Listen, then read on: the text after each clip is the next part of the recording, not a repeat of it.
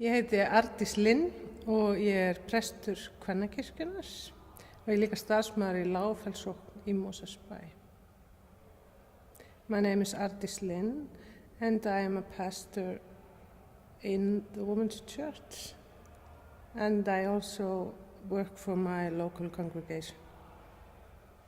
The first woman president in Iceland and in the whole world was elected when I was 10 years old.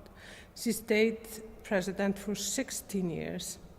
So when I grew up, I found it pretty normal that women were presidents.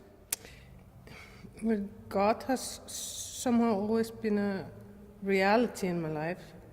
I've talked to God since I can remember, and my grandfather told me stories about Jesus and about God. I was not raised in a religious family.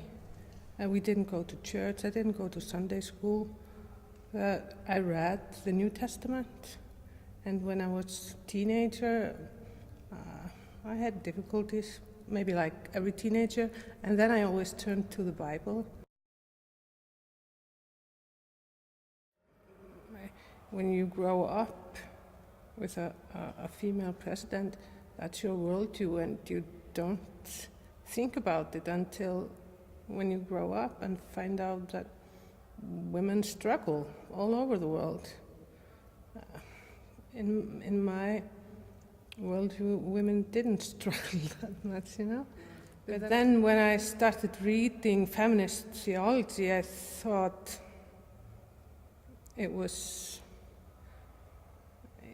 felt like freedom. It was, what do you say, exhilarating? No. Yeah?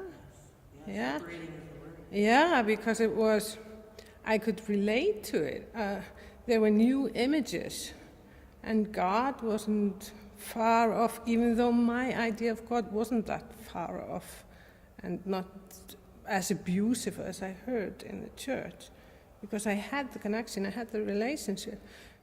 And there were so many things that I had read in the Bible when I was like 10 years or 16 years that I didn't understand and that I didn't like. So from the feminist theology, I got the permit to think the way I had thought before, but I didn't know that I could think that way. Doesn't make sense? Very much. Huh? So it changed everything. I mean, isn't it God's grace that I can begin my day by putting everything in God's hands?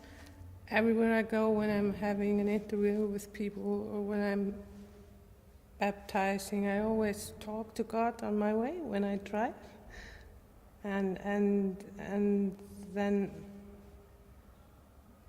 to be able to thank God when you see God's work everywhere around you.